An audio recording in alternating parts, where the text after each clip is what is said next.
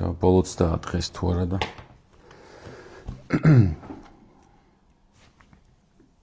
გამარჯობა.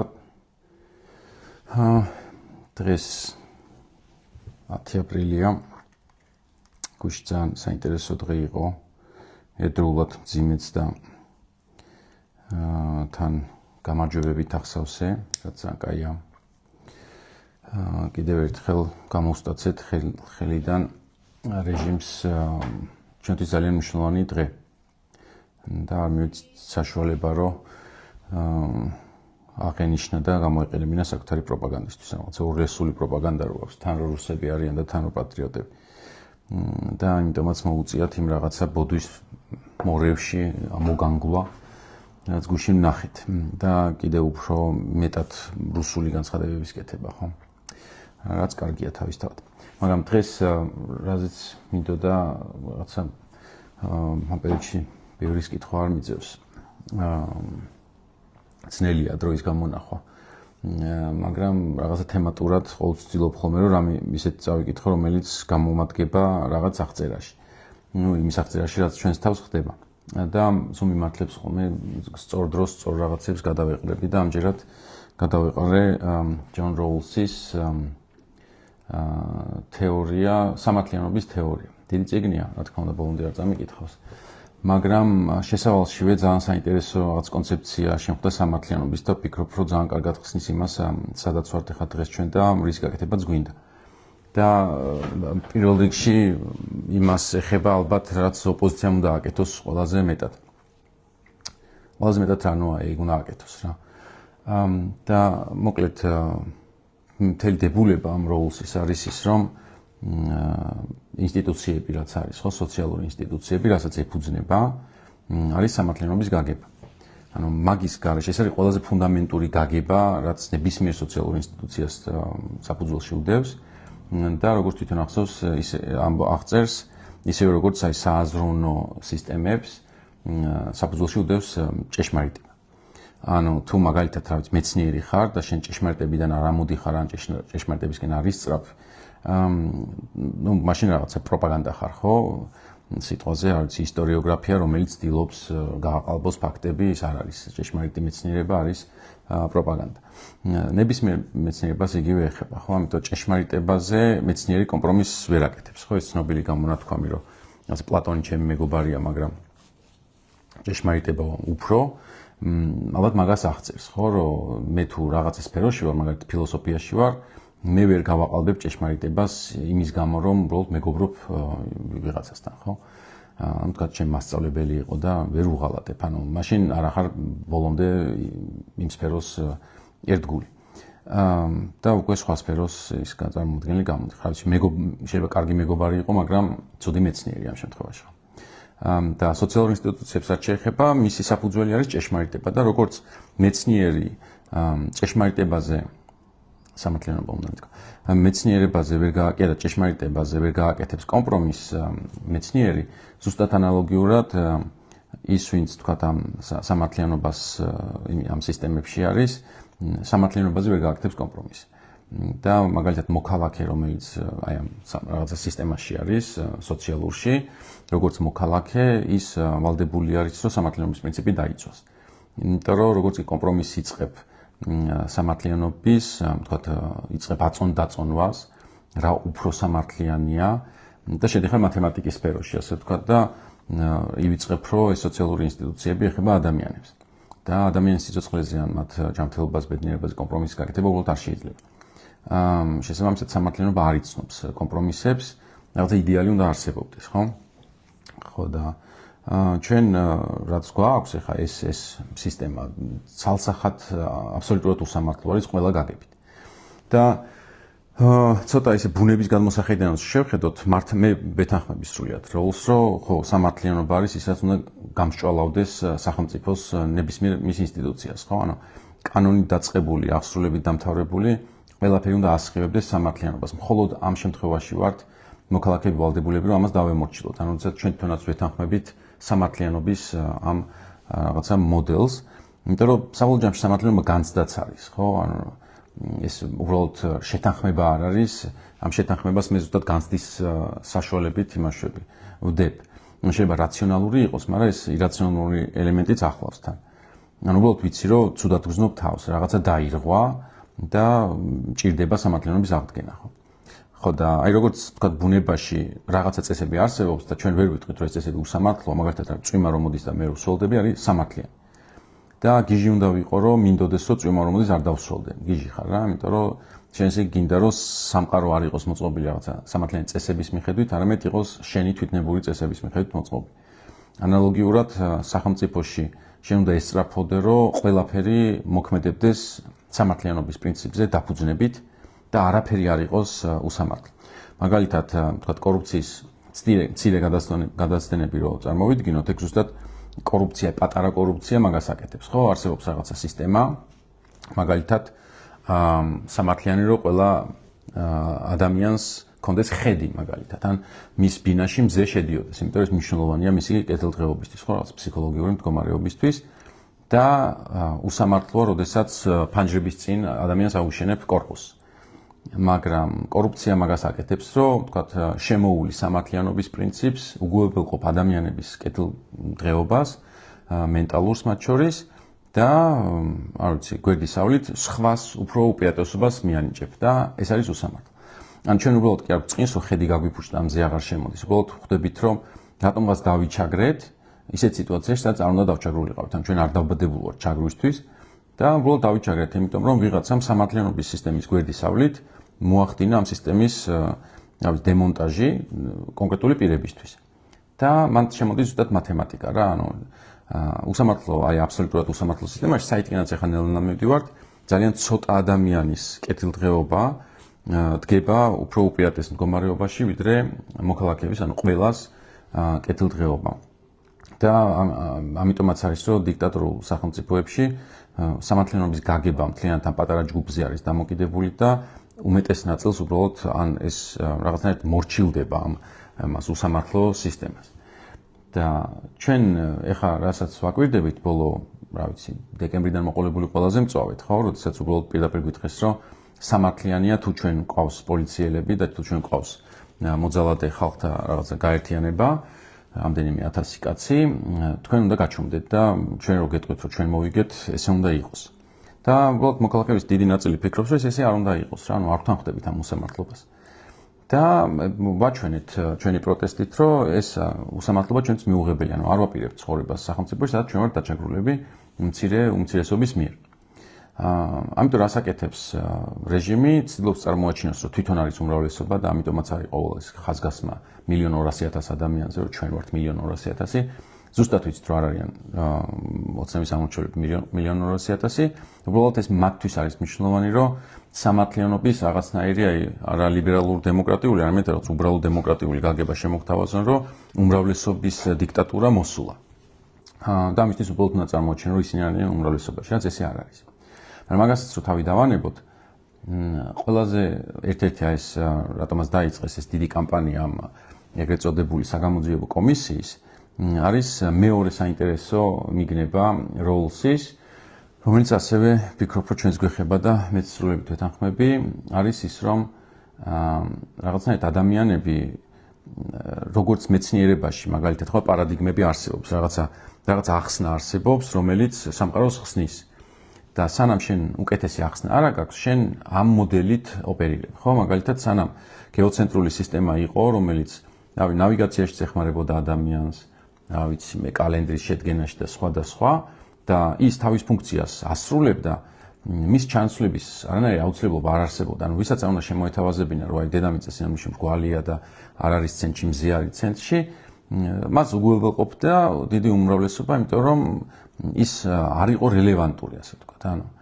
მაგრამ სწორედ მას შემდეგ, რაც უკეთესი თეორია გაჩნდა, ანუ ვიცით, რომ კოპერნიკმა უკეთესად ახსნა ის, რაც მანამდე არ იხსნებოდა, ხო, რაღაც უკეთეს კალენდარზე მივიდა პაპი მასთან, რომ რაღაც კალენდარში ცნობილებები იყო და კოპერნიკმა სადა ჰელიოცენტრიული სისტემის მიხედვით აეხსნა ეს კალენდრის უზუსტობები და უკეთესად გამოუვიდა და მან მოიგო მისმა იდეამ და ახალი პარადიგმა შემუშავებული იქნა, სადაც ახლა დღეს ჩვენ ცხოვრობთ, ხო, მან ჰელიოცენტრულ სისტემაში. ანუ ჭეშმარიტებები, თქვათ აი სააზროვნო სისტემებში ესე მუშაობს, არსებობს რაღაც ახსნა, სანამ უკეთესი არ აგაქვს ყაბულს ხარ, რომ იყოს ის რაც არის, ხო? ამიტომაც მაგალითად დღევანდელი მეცნიერებები თუ დააკვირდებით, ყოველთვის როცა საუბრობენ ხოლმე, არ ამბობენ, რომ აი ეს არის ფაქტი, არამედ ამბობენ, რომ ჩვენს ხელთ არსებული, დღეს არსებული ინფორმაციის მიხედვით ესე ვფიქრობთ. ხო, იქნება შავხრელებზე თუ ნებისმიერი რამე რა, რა ვიცი, აიღეთ ისე ბუნების მეტყველებაც, ხო, იქაც ამბობ, რომ იმიტომ რომ შენ შეიძლება არასდროს ახარ დარწმუნებული, იმიტომ რომ ვიცით მეცნიერება როგორც ვითარდებოდა, იყო ახსნები, მე მოდიოდა ახალი ახსნები, ახალი ფაქტები საჭიროებდნენ ახალ ახსნებს და ესე ნელ-ნელა ვითარდებოდა მეცნიერება. და ამიტომაც დღეს აღარავინ აღარ უარყოფს ამ ფაქტს, რომ კი, დღეს ჩვენ რაღაც ახსნაში ვართ, უკეთესი როგორც გამოჩნდება, ჩვენ როგორც მეცნიერები ამაზე დავთანხმდებით და ამ უკეთეს ვერსიას ავიღებთ.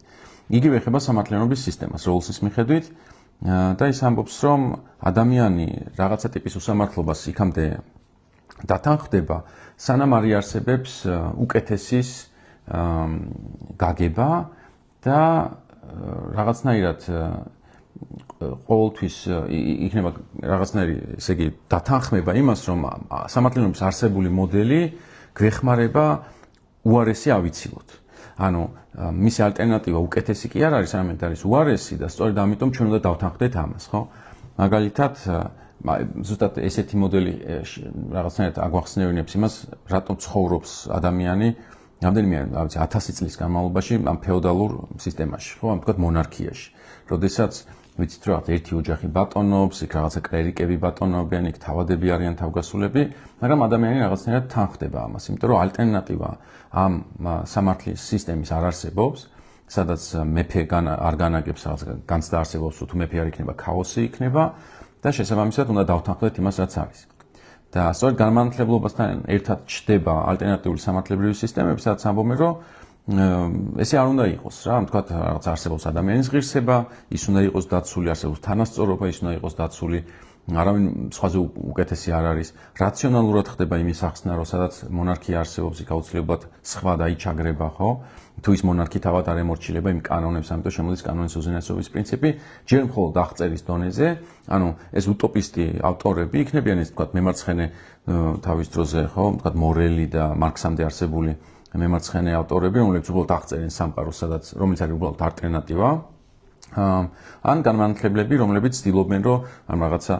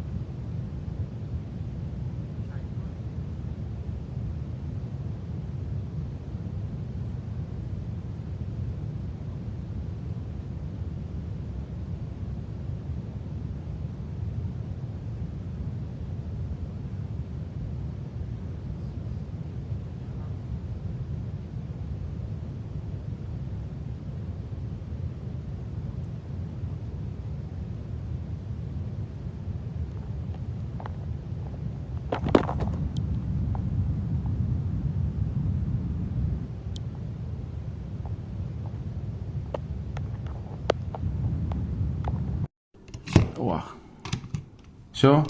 Ჩაირთო? ჩაირთო ეხლა? შიში, ჩანდაბა.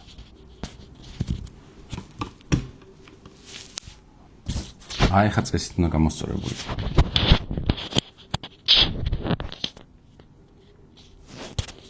ხო?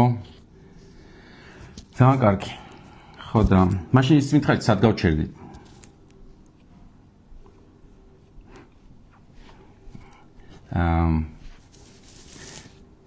კაი. მაშინ სადაც გავჩერდი, ვითომ მე ვიცი სადაც გავჩერდი. ხო და ხო, ალტერნატივებზე საუბრობდით, რა ვიცი, გავიმეორებ მაშინ, რომ საფრანგეთის რევოლუცია და ამერიკის რევოლუცია ალტერნატივას ხდის რეალობად და მაგის შემდეგ ყველა დანარჩენი ადამიანი დედამიწაზე არის უკმაყოფილო, ხო, არის უკმაყოფილო არსებული სიტუაციით. ანუ სანამ ფაზებად რო ისაქვნათ, ხო, იყო უსამართლო სისტემა, იმიტომ რომ დღეს რო თქვენ მონარქიაში, ანუ აბსოლუტურ მონარქიაში გაცხოვროთ, უკმაყოფილო იქნებით, იყო ეგეთი სისტემა, მაგრამ ადამიანები არ ჯანყდებოდნენ, პერიოდულად ჰქონდათ ცდილობები, მაგრამ ალტერნატივა იყო ჯერჯერობით მხოლოდ მონახაზი, რაც utopia. განმანათლებლობა იწყებს ამაზე ფიქს, თეორიულ ალტერნატივებს ქმნის, ხო, თქვათ სოციალური კონტრაქტის თეორიის საფუძველზე, ან სახით და შემდეგ უკვე რევოლუციები ამ ალტერნატიულ სამართლებრივ სისტემას აქცევს რეალობად. და ამის შემდეგ უკვე ყველა დანარჩენი უსამართლო და მანამდე სამართლიანი სისტემა იწყებს გარდაქმნას, ხო? და ეგ არის ძალიან მნიშვნელოვანი რა. საქართველოზე რო გადმოვიდეთ, ანუ სინამდვილეში მე ვფიქრობ, რომ ეს დროებითი რასაც ეგენ ეძახიან კომისია, სინამდვილეში რა ვიცი, რუსული ჭორაობის ბიურო, რომელიც არ ვიცი ასაკეთებს, მაგრამ კიდევ ვიცით რას აკეთებს და ეხლა ვცდი რომ ავხსნათ, ხო? მისი ამოცანა რა არის რა, რომ პირველ რიგში ისედაც პარტია რეჟიმი მაგას აკეთებს, რომ ყველა იყოს ერთის წარმომადგენელი, ანუ ყველა ოპოზიცია იყოს მხოლოდ ნაციონალური მოძრაობის სახელით ცნობილი. აი deep state და ისინი კიდე დამატება არის მაგის, მაგრამ პოსტყვაში არ არსებობს არავინ, ვინც არის პოლიტიკაში და ვინც არ არის ოცნებასთან და არ იქნებოდა ნაციონალური მოძრაობა. ეს ძალიან მნიშვნელოვანი არის მისთვის, იმიტომ რომ რაღაცნაირად საკუთარ თავის ალტერნატივად რაღაცა მრავალფეროვნება კი არ წარმოაჩინოს, თქვათ იდეების ან ხალხის, არამედ თქვას, რომ არსებობს მხოლოდ დაპირისპირება ორ რაღაცა პოლიტიკას შორის, რომელსაც ვართ ერთი ჩვენ და მეორე ნაცმოძრაობა. და კომისიის ფუნქცია არის ზუსტად ეს, რაზეც ხამდენ ხანს ვლაპარაკობდით, რომ წარმოაჩინოს, რომ ალტერნატივა აუცილებლად იქნება უფრო უსამართლო, ვიდრე არის სისტემა დღეს. და ეს არის უმნიშვნელოვანესი იმისთვის, რომ საკუთარი ამორჩეველი და მათ შორის სამწუხაროდ ნეიტრალური ამორჩეველიც დათანხმდეს დღევანდელ უსამართლო სისტემაში ცხოვრებას.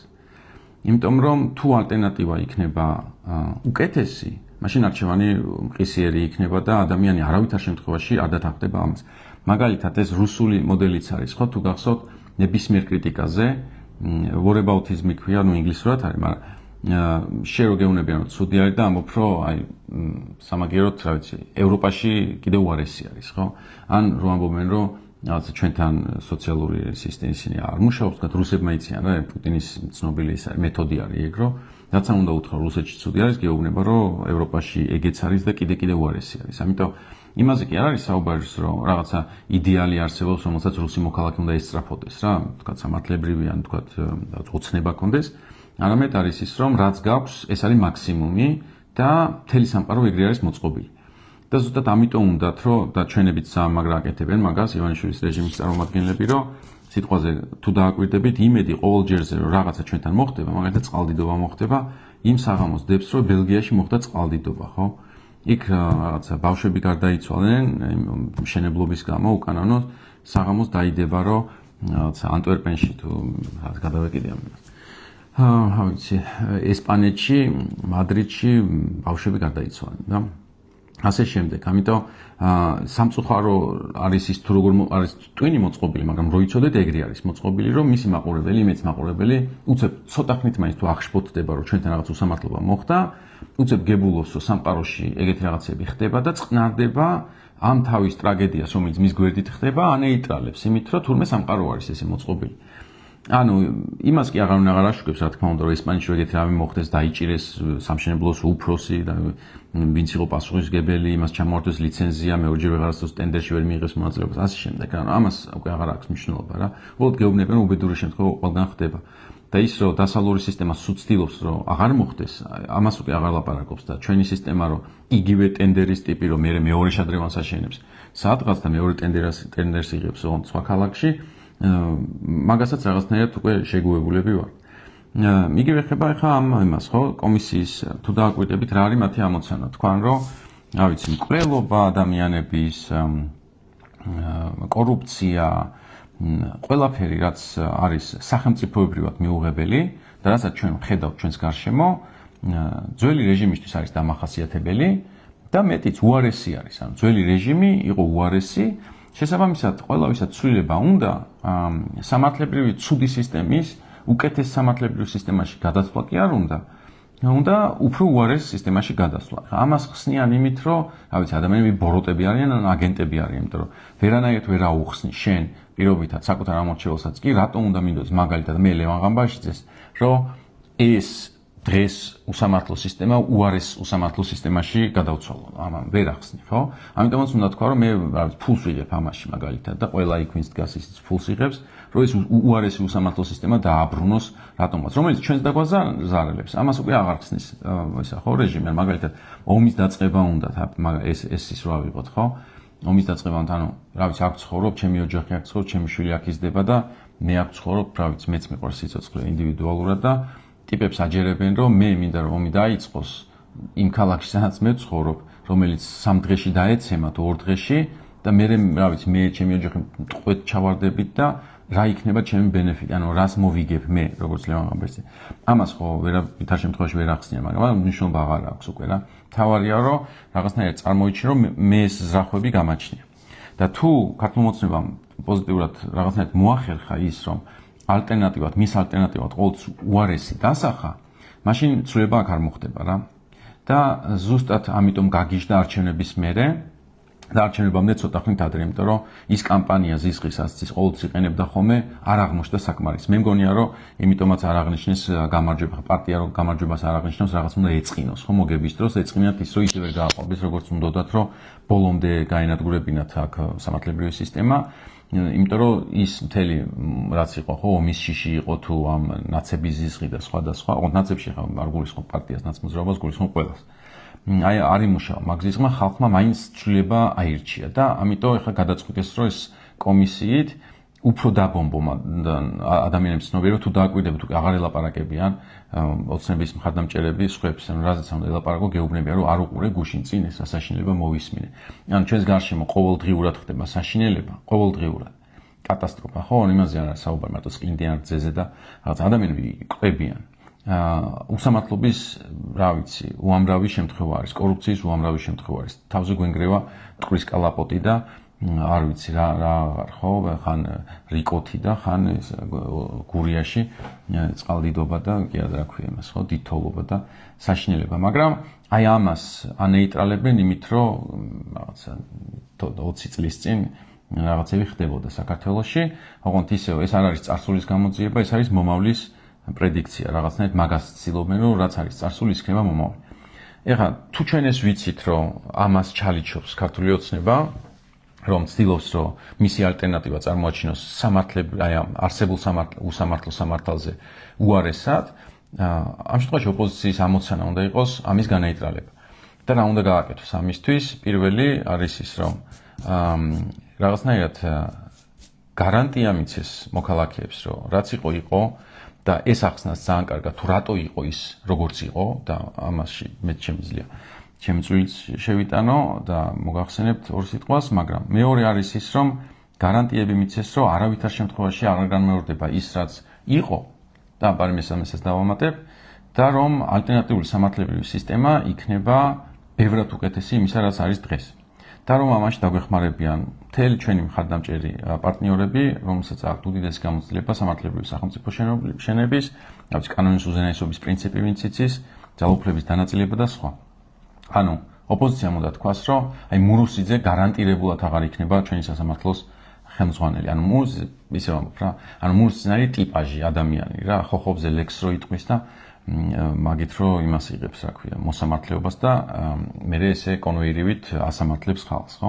ანუ აი სასამართლო იქნება ბევრად უკეთესი. აი ამიტომ და პოლიცია ამას არ გააკეთებს, ამიტომ და ამიტომ რა. ანუ ყველა ის ხარვეზი, რაც დღეს ჩვენ გვაქვს, ხო?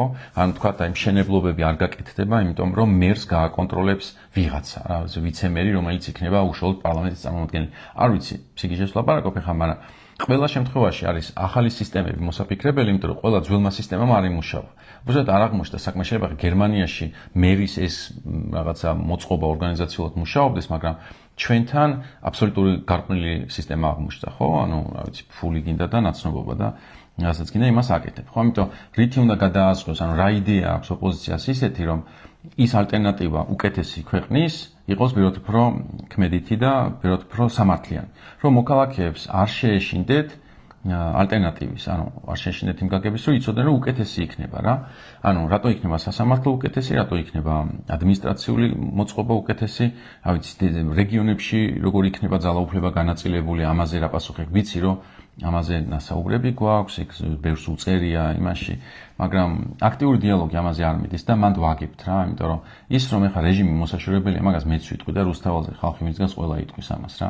მაგრამ რეჟიმი რო შეიცვალოს, შენ გჭირდება ხალხი, რომელიც ხარს დაგიჭერს და იმისთვის რომ ხარი დაგიჭირო, უნდა დაარწმუნო, რომ შენ იქნები უფრო სამართლიანი, ვიდრე არის არსებული.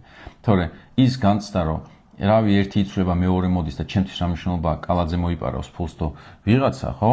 აი ეგ განცდა სანამ იქნება, მაშინ დატოვებენ კალაძეს რა. რა ვიცი, მურუსიძე არ იყო კაცო მაშინ მიშას დროსაც, მაშინ რა მნიშვნელობა აქვს, მერეც მურუსიძე იქნება. რა, თუ ეს ეცოდინება ადამიანს, მაშინ იყოს ახლა მურუსიძე რა. ამიტომ ეს ალტერნატივა უნდა იყოს ბევრად უფრო მკაფიო, ვიდრე დღეს არის. და ამ შემთხვევაში ბევრად უფრო მეტნი ვიქნებით, არა მარტო რუსთაველზე, უბრალოდ ცნობიერების დონეზე, რომ კი რაღაცა იმედი მაქვს, რომ ეს ცვლილება იქნება პოზიტიური. რაც შეეხება წარსულის გაგებას, რომ რატო არასდროს აღარ მოხდება ის, რაც მოხდა. სინამდვილეში ოპოზიციამ კარგად უნდა ახსნას და არა მარტო ოპოზიციამ, რომ რევოლუციური მთავრობა არის სპეციფიური მთავრობა. ყველა ქვეყანაში რევოლუციური მთავრობა არის სპეციფიური მთავრობა აქვს. რევოლუციური მთავრობის წესები, რევოლუციური მთავრობის ტემპი, მოთხოვნა, დაკვეთა, ანუ ყველაფერი განსხვავებულია რევოლუციური მთავრობაში ჩვეულებრივად არჩეული მთავრობისაგან. თუ რამე საშიშრება იყოს ქართული ოცნებისთვის არის ქართულმა ოცნებამ არ მიიყვანოს სიტუაცია იქამდე, რომ თავიდან რევოლუციური მთავრობა იყოს საქართველოში საჭირო, რომ მე იმის დაოკება გაგვიხდეს ისევ მოქალაქეებს საჭირო.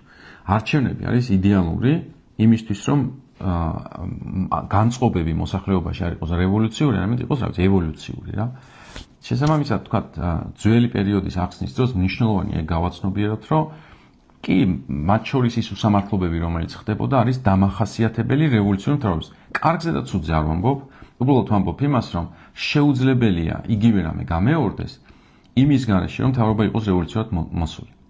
ანუ რაღაცნაირად აი დააკვირდით რა, ქართული ოცნება ეხლა ცდილობს დიქტატურის დამყარებას, ხო, ბოლომდე. მაგრამ უჭირს და ქართული ოცნება რევოლუციით რო ყოფილიყო მოსული, ამას ყველაფერს ბევრად მარტივად გააკეთებდა, იმიტომ რომ განწყობა საზოგადოებაში იქნებოდა რევოლუციური. და დღეს განწყობა არ არის რევოლუციური, დღეს მისი ამომრჩეველიც უკმაყოფილო არის, თუ დააკვირდებით, რომ რა ვიცი 9 აპრილს ვერ აღნიშნავთ და აღდგომას ვერ აღნიშნავთ და ზოგადად ქვეყანაში ესეთი სიტუაცია და სანქციები უფრო მატულობს და არავის არ მოწონს ეს. და რა ვიცი ფიდელ კასტროსთვის ეგ პრობლემა არ იქნებოდა, იმიტომ რომ იტყოდა რა ვიცი რევოლუციით მოვედით, აგერ ხალხი არის იარაღი გვიჭირავს ხელში და ვისაც არ მოწონს პიკით წადით რა თქვენ. ხდებით და ამიტომ ჩვენი ალტერნატივა, ქართული ოცნების ალტერნატივა რაც იქნება, ჩვენ იმას კი არ ვაძლევთ ხმას, რომ რაღაცა განმეორდეს, რაც ვერ განმეორდება პირველ რიგში და მეორეც ერთი საზოგადოება, როგორც საზოგადოება ბევრად უფრო გაზრდილები ვართ, ვიცით ყველა რისკი, რაც ახლავს თან უსამართლობას და ზუსტად ვიცით ისიც, რომ უსამართლობა აბსოლუტური არ ხდება პირველივე დღეს. იწყება პატარა-პატარა საფეხურებით. ამიტომ მე ვფიქრობ, რომ ბევრად უფრო ფხიზლად ვიქნებით ნებისმიერი მთავრობის მოსვლის პირობებში. და რაც ყველაზე მნიშვნელოვანია, არ არსებობს დღეს ერთი პარტია, რომელიც ძალაუფლებას ხელში ჩაიგდებს. ანუ სურო, რა ვიცი, არჩევნებზე ჩვეულებრივად ხო ეს რაღაცა კოალიციები გაკეთდეს, ზუსტად ვიცით, რომ ეს არის პარტიები, რომელიც ერთმანეთს ბევრ რამეს ვერ თანხმდებიან, იდეოლოგიურადაც განსხვავდებიან, გემონებითაც, პიროვნულადაც არ უყვართ ერთმანეთი. და არჩევნების შედეგებიც მაგას ცხადყოფდა, გაყალბებული რომ გამოაკლო ის 10 რაც აიღო ოცნებამ, დაიწერა, რომ ჩვენ გქონდა შანსი რომ ყოლოდა კოალიციური მთავრობა. კოალიციური მთავრობა შეიძლება ყველაზე ლამაზი არ იყოს ჩვენ ტიპის ქვეყნისთვის გამოცდილების თვალსაზრისით, მაგრამ ერთპიროვნულ მმართველობას რო 100% ჯობია ეგ ვიცით. მე მაგალითად არ მიმიცია კონკრეტული პარტიისთვის ხმა, მე მივეცი მრავალფეროვნებას, იმიტომ რომ მე როგორც მოქალაქე ვიცი, რომ ვერავითარ შემთხვევაში მხოლოდ მოქალაქეები ვერ დავაბალანსებთ პარტიებს. ერთ პარტიას ვერ დავაბალანსებთ, აგერა ყავს პარტია და ვერავინ ვერ აბალანსებს, ხო, ჩაიგდო ყველაფერი ხელში. ამიტომ რაც დააბალანსებს, ერთ-ერთი არის ის, რომ ძალაუფლება ჰქონდეთ რაღაც ბევრ პარტიას ერთმანეთში გადანაწილებული და ერთმანეთს ეკიშპონ ძალაუფლებაზე, ხო? აი ეგ სიტუაცია მაგალითად ჩემთვის ბევრად უფრო ნაკლებად საშიში არის, ვიდრე დღეს სადაცვა. ანუ მაგალითად პარლამენტში შენ რო ერთი პარტია ვერ იღებდეს ყველა კანონს, ჩემთვის ბევრად უფრო კომფორტული იქნებოდა, ვიდრე აი ახლა რო ხვალ რო რა ვიცი მოინდომონ ყველა კობახიძესავით ექნება თმები, აგერ მოგვიწევს მე ჩვენ ყველას კობახიძესავით თმების შეკრეჭვა. ნუ ჩვენ არ შევიკრიჭავთ, მაგრამ დარწმუნებული ვარ ძალიან ბევრი ადამიანი იulis 100. ხო და ამიტომ საშიშობის თვალსაზრისით ჩემთვის ეს სისტემა ბევრად უფრო საშიშია, ვიდრე კოალიციური სისტემა. მაგალითად და ამიტომაც მე არ მეშინია დღეს ოპოზიციის მოსვლის. ანუ ძალიან კარგად მაქვს გაცნობიერებული, რომ პირველი თუნდაც დასჯელი იყო დიდი რაოდენობა ვინც თქვა კანონი დაარღვია წინამთავრობის დროს ციხეში იჯდა, მოხდილი აქვს მაგალითად და დიდი ნაწილი მათგან უბრალოდ პოლიტიკას ჩამოშორებული არის. ზურაბ ჯაფარიძე პირობითად, რომელიც ახლა დაიბარეს 2012-ში გაწევრიანდა თუ არ ვცდები საერთოდ პარტიაში, ანუ თუნდაც მარტონაც მოძრაობა რა იყო, ისეთი ანუ გამოცვლილი არის შიგნით დიდი ნაწილი, მაგრამ სხვა პარტიები არსებობს უკვე იმდენი, რომელსაც ამ პარტიასთან რანაირი შეხება არ ქონია, დღესაც სხვათა შორის ერთი პარტია გუშინ დაფუძნდა, თლათ ახალგაზრდა ხალხის, ანუ ჩემთვის უკვე აღარ არსებობს ეგ ალტერნატივა, რომ მაინდა-მაინც ნაცნობზე უნდა იყოს. სწორედ ამიტომ ქართული ოცნება ცდილობს, რომ ეგ გააკეთოს, რაც თავიდან თქვას, რომ ყველა არის ნაცმოძრაობა და ყველას უნდა წარსულის დაბრუნება. თქვენ თუ რამე შანსი გექნებათ, რომ სხვას ელაპარაკოთ, მნიშვნელოვანი არის ეს ავხსნათ, თუ ამის შესაძლებლობა არსებობს. პირველ რიგში ეს უნდა გააკეთოს ოპოზიცია. როგორც თქვი, ძალიან მკაფიოდ წარმოთქვას, რატო არ მოხდება ისაც ადრე მოხდა. სხვათა შორის ხალხი იმას ძლდება, რომ ბევრმა თქვას, რომ საერთოდ ცუდი იყო ბევრი რაღაცა, რაც მაშინ მოხდა. და მეორე არის ის, რომ ის რაც მოხდება არის ბევრად უკეთესი, ვიდრე არის ეს. სადაც ახლა ჩვენ გვიწევს ცხოვრება. თუ საზოგადოებაში გაჩნდება განცდა, რომ ალტერნატიული სამართლებრივი სისტემა არის უკეთესი, ვიდრე ის სამართლებრივი სისტემა, რომელსაც დღეს გვთავაზობს რეჟიმი, ძალიან დიდი დრო აღარ დაჭირდება რეჟიმს იმისთვის, რომ შეიცვალოს. აი ეს იმედი უნდა გამოასხიოს ოპოზიციამ და რაღაცნაირად ძალიან ბევრი ილაპარაკოს ამ საკითხებზე, რომ ეს იმედი გადამდები გახდეს. და არ ვიცი, ადამიანის ცნობიერებაზე ვსაუბრობთ საბოლოო ჯამში და რახან არის აღწერილი ხა როლსის მოდელის მიხედვით და არ ვიცი, ფსიქოლოგებმა შეიძლება ამაზე ისაუბრონ. თუ ესეთები ვართ, მაშინ ესე გჭირდება ლაპარაკი რა. და თუ ოპოზიციას აქვს კიდე რესურსი და თავი და ჯანი, მე სწორედ ამ მიმართულებით გავუშვებდი და არა მხოლოდ რაღაცა სპეციფიურ სფეროებზე. მე ხედავ რას აკეთებს, თქვა საერთაშორისო კუთხით და ეს სანქციებიც მათი დამსახურება და ხედავთ და დიდი მადლობა ამისთვის, მაგრამ შიგნით ძალიან ბევრია სამუშაო, იმიტომ რომ ხალხის რაოდენობა უნდა გაიზარდოს. იმისი არა ვინც უკმაყოფილოა, იმის ვისაც ჯერა, რომ ცვლილება აუცილებელია და რომ ცვლილება იქნება პოზიტიური. მოკლედ ამას ვუსურვებდი ჩემ თავს და ოპოზიციასაც ამ რჩევას მივცემდი. დანარჩენებს, რა ვიცი, თქვენ თუ რამე ამ წიგნსაც ჩაგიგდეთ, თუ იმას დაგაინტერესებთ, ან ამ მონაკვეთს იქნებ უკეთესად გაიგოთ და მეტი დასვნა გამოიტანოთ ვიდრე მე და გამოგადგებათ სხვებთან სასაუბროთ, თუ ნახავთ ისეთ ადამიანს, რომელსაც მართლა ინტერესებს რა გვინდა, შეგიძლიათ მე ეს აუხსნათ და ეს არის და ეს, ამიტომ შეკითხვა, რომელსაც დღეს სადერო პასუხი გამეცა, არის რასაც ხშირად იქ ვისმენ ხოლმე, რომ რატომ არ გვიდგას ხალხი გვერდში, უფრო მეტი. და ეგ არის და ეგ. მე ვფიქრობ, ჩვენი დიდი ძალისხმევით ძალიან მალე დაგვიდგებიან გვერდში და მივახცევთ იმას, რაც გვინდა. ჩვენს მიზანს. ასე რომ არ ვყრით ყურებს, ყველაფერი კარგად იქნება. როცა იქნება. დროებით